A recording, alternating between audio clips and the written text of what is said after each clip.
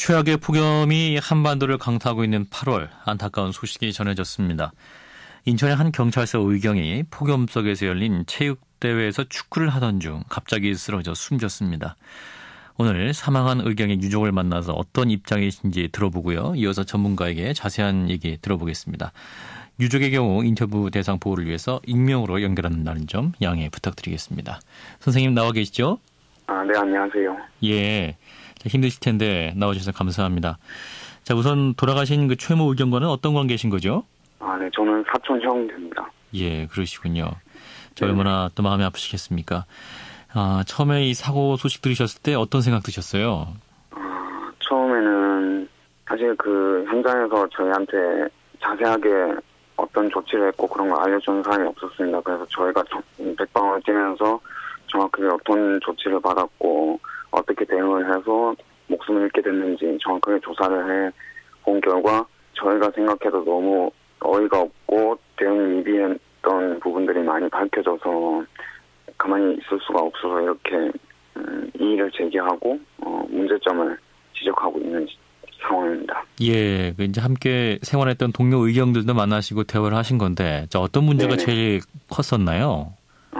우선은 저희가 생각하기로는 왜 이렇게 더운 날 그렇게 훈련을 무리하게 진행을 했었어야 했는가 네. 라는 게 우선 의문이고요. 그리고 병원 의료 지원 쪽에서는 왜 제대로 응급 의료 행위를 할 수 있는 사람에게 제대로 된 처치를 받지 못했는지 그 부분이 가장 답답한 심정입니다. 예, 그리고 이제 지금 경찰서장이 당시에 찾아와서 이제 무리하게 할 수밖에 없었다, 강행할 수밖에 없었다 이런 얘기인데 이게 무슨 말입니까? 제가 듣기로는 제 사촌 동생이 경기를 뛴 시간만 해도 예선 전반 20분과 예선 후반 20분, 결승 전반 20분, 그리고 결승 후반전 10분을 뛰다가 사고를 당했는데 네. 그 점심시간을 확보하고 그 뒤에 경기를 하던가 했었어야지. 그거를 이제 내빈들 와 있고 간부들이 와 있다 해가지고 체육대회 간부들이 구경을 와서 본부석에서 앉아서 그늘에서 쉬면서 그들의 체육 경기를 보고 있었으니까 보여주기식의 행사를 진행할 수밖에 없었다고 생각이 들고 그 과정에서 무리하게 빨리 경기를 진행하고 하려고 했던 게 문제가 크지 않나 싶습니다. 그러니까 내빈들이 어떤 VIP들이 와 있었기 때문에 재밌는 경기를 많이 보여주기 위해서 일부러 좀 쉬는 시간을 두지 않고 무리하게 경기를 진행했다. 자, 그리고 이제 경찰 측에서는 이미 이제 병원 측의 응급 상황에 대비해서 구급차를 요청했다는 건데 이제 그 구급차 안에는 어떤 정확히 조치를 할 수 있는 의료진이 없었다. 이 부분을 좀 지적하고 계신 거죠? 네, 맞습니다. 예. 그나마 있던 간호조무사도 그 멀리 떨어진 장소에서 바로 오지 않고 그래서 그 같이 있던 의경들이 너무 답답하니까 어떻게든 살려보려고 달리기가 빠른 의경이 가서 간호조무사에게서 구급상자를 뺏어가지고 달려왔고요. 사실 그 의식을 잃고 쓰러져 있는 사람한테 그 구급상자 안에 있는 어떤 걸로 살릴 수 있겠습니까? 의료진이 아니라 일반 경찰분들이 CPR을 하면서 제 동생을 구급차에 실어서 병원으로 데리고 간 거죠. 근데 그 구급차에 마저도 간호조무사는 타지 않고 병원에 올 때까지 운전기사분과 제 사촌동생, 쓰러진 사촌동생과 경찰분 3분이 타고 갔다고 들었습니다. 예. 종합해보면 의료진들의 조치가 전혀 없었기 때문에, 의료진조차 없었기 때문에. 예, 맞습니다. 이게 동생이 결국 이제 사망하셨네요. 자, 동생은 어떤 분이었습니까? 이모님하고 이모부님에게 굉장히 효심이 깊은 의경이었고, 사실 그 다음 날이 그 휴가였다고 합니다. 그래서 이모님한테 전화해서 휴가 때 나가면 영화도 같이 보고 하자고 그랬던 동생인데 그렇게 정말 살릴 수 있었는데도 불구하고 그렇게 불의의 사고로 죽은 게 참 안타깝습니다. 네, 어머니도 다음날 휴가 나올 아들을 기다리고 계셨을 텐데 참 얼마나 마음 아프시겠어요. 자, 지금 유족들의 바람은 뭡니까?